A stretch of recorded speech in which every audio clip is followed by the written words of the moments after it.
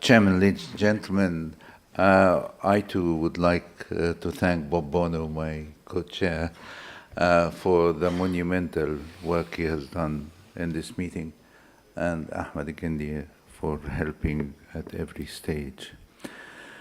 My topic is biomarkers in acute coronary syndromes. What is new? I think there is some movement, but you can judge for yourself. Now, in this talk, I'll be talking about definition, the ideal biomarker. Do we have it or have them? Relation to pathophysiology. Importantly, timing of rise and fall of the particular biomarker in the setting we're talking about. And the bottom line is the influence, if any, on management, current and novel biomarkers, and the future. So please bear with me. Now, what's the definition of a biomarker? This is taken from a review by Chan and Enge, which I recommend to all of you. I think it's an excellent review. And biomarkers, at least in that review, is defined as measurable and quantifiable biological parameters which serve as indices for health and physiology assessment. And the bottom line, it is for diagnostic or risk stratification purposes. And they can be classified into biochemical, which is the most common and will occupy most of my talk. Molecular, which is quite exciting in terms of the evidence that microRNA could be used as a biomarker as it actually circulates in the plasma, in the blood, and therefore can give important information about what's happening in the heart in acute coronary syndrome. In this particular review, they actually include others as ECG as a biomarker. This could be debatable.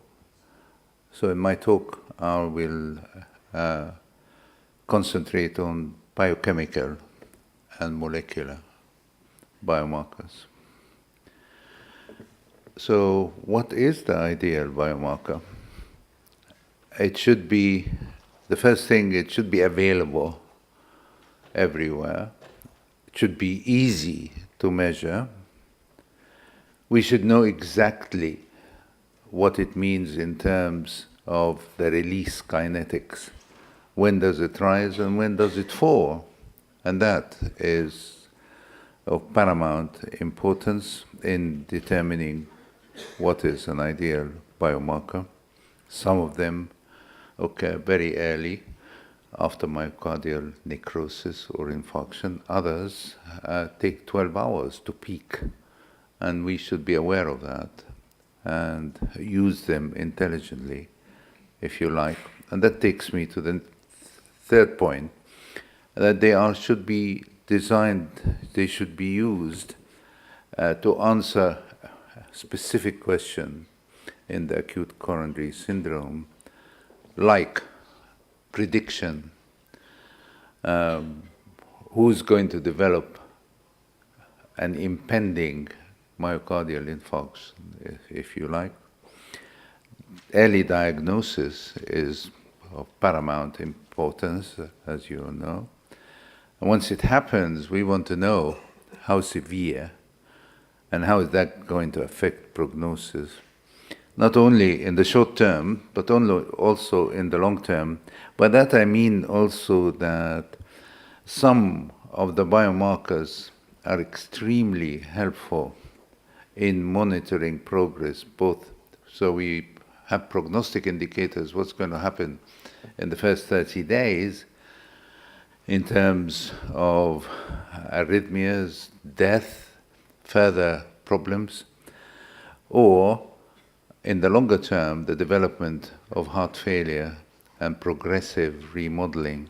That is of major importance to predict because remodeling following myocardial infarction is a major topic many of us are extremely interested in, both in terms of progression and using left ventricular assist devices, for example, for regression in the so-called programs of bridge to recovery, which although initially was entirely in patients following non-ischemic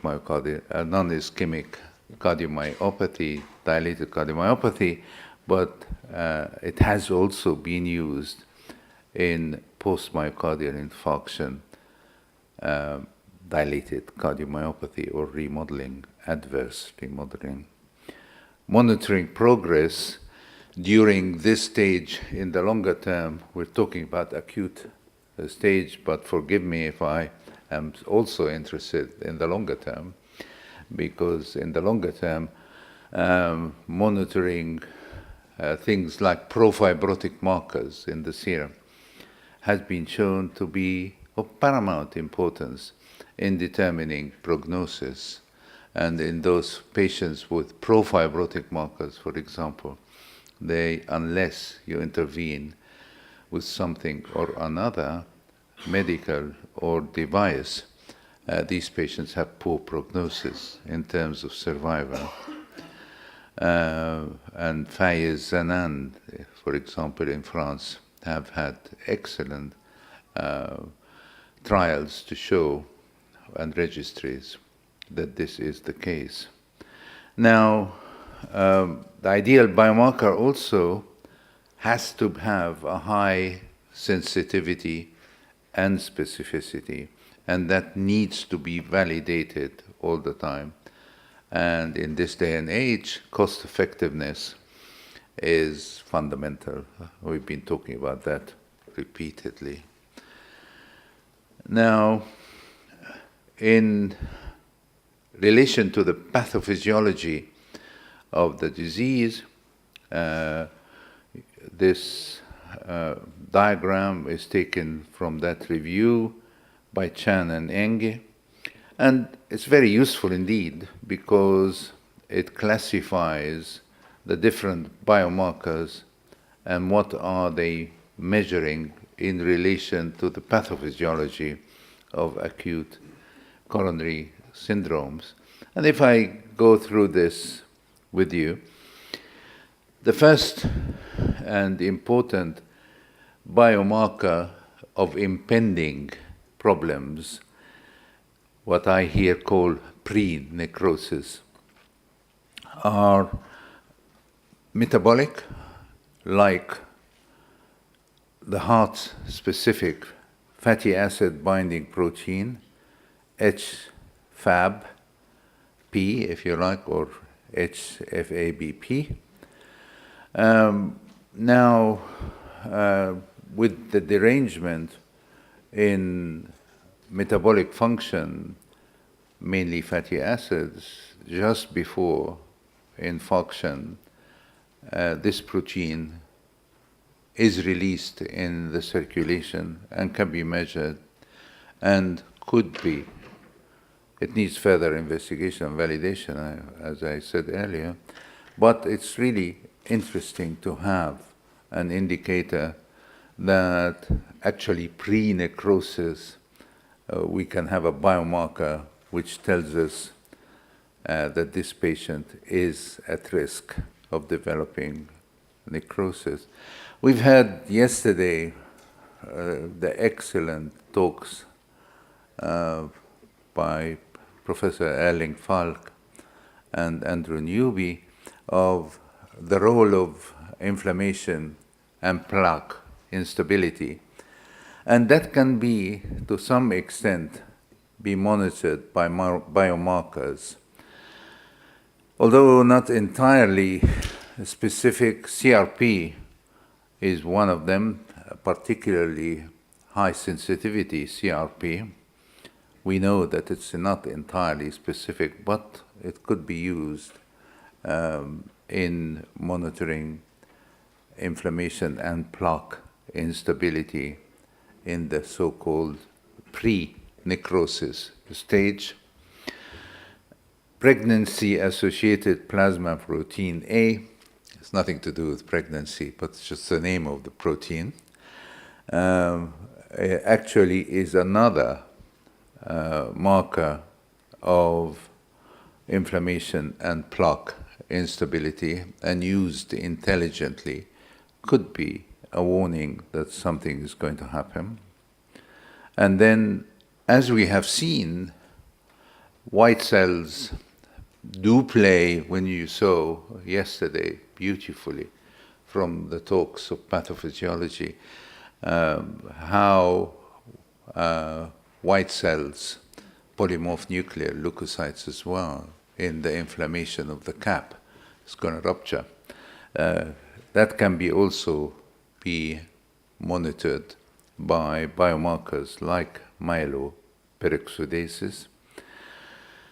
We know that the matrix of the plaque plays a very important role, and we have heard both from Professor Newby and Falk about MMPs, and that can also be used, again, specifically for monitoring pre-necrosis.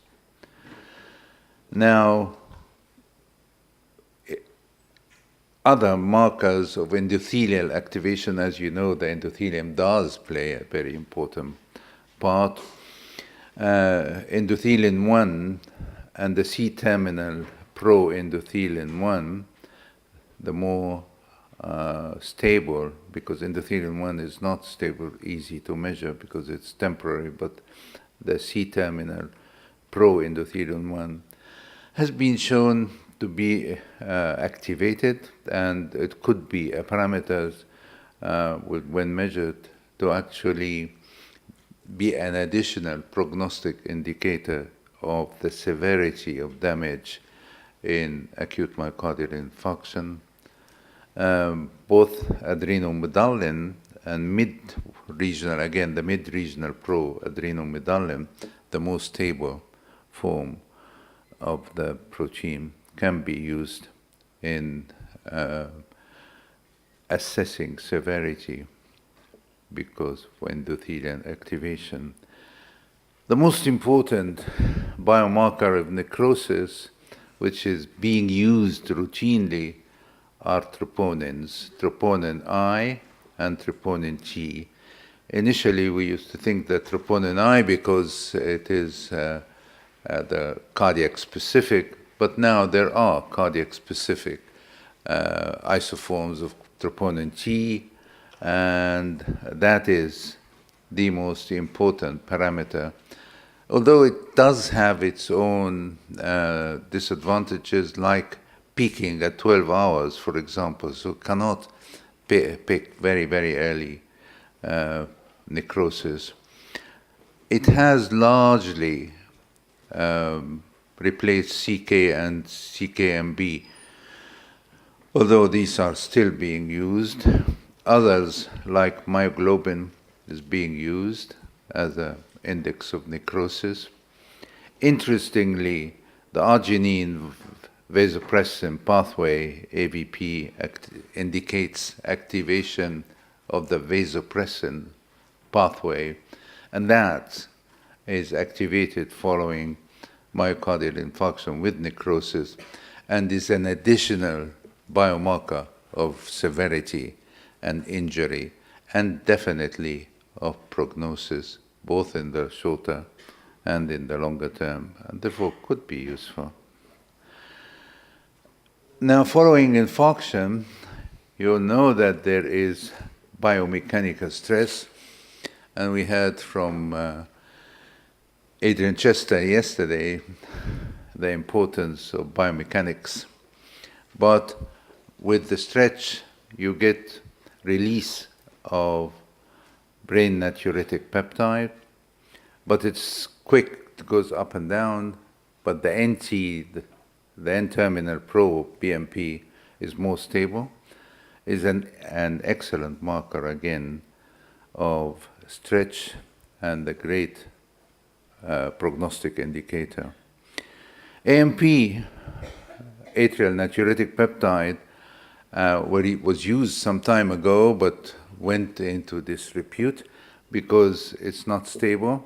But more recently, the mid-regional pro-AMP, which is a lot more stable, has been shown to be useful, almost similar to BMP and NT-pro-BMP.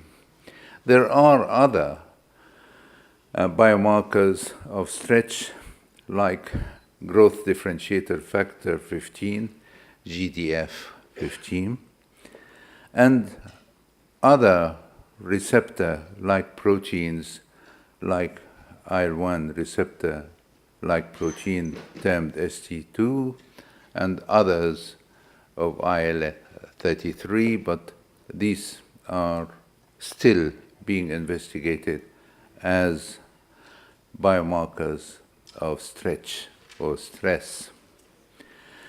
Now, the value of all these biomarkers I've been talking about have been largely validated in several studies, as you can see in this figure, showing the influence of the different quartiles of the different biomarkers on both the short and the longer term prognosis following acute myocardial infarction or acute coronary syndromes. Now, an exciting area is coming in novel biomarkers in circulating microRNAs. And we have Heba Assam here who will tell you about the importance of regulation of different genes. And now it turns out that very short RNAs, up to 22 base pairs, isn't that right, Heba? Actually regulate at least 50%, maybe a lot more, of all the genes, and therefore have a major part to play in regulating post-transcriptional regulation, because following transcription, that's not the end of the story. You have an RNA, but you have this microRNA which can bind to what's called UTR in the transcribed RNA to inhibit it, and therefore you can have a major function in stimulating or inhibiting different cellular processes. It turns out that these smears, as they are called, microRNAs, in the cytoplasm following the transcription, actually are released in the circulation. So we have circulating mirrors, and that they can be measured relatively easily if you have PCR, therefore, and quantified. And there are at least two being investigated right now, MIR1 and MIR133. And is that going to work? Thank you, Ahmed. You see, this is a summary of some of the trials which are currently being made. You're not supposed to read all that, but it's just I'm showing it to show that there are so many trials investigating the utility and the validity of mirrors, circulating mirrors, in defining the prognosis following acute coronary syndrome. So it's quite an exciting area. In conclusion, therefore, I hope I have shown that biomarkers are extremely valuable at different stages of acute coronary syndromes, their influence on the management, while it is here, but it's still evolving, and that novel biomarkers are extremely promising, and I'm sure we will hear more about them. Thank you.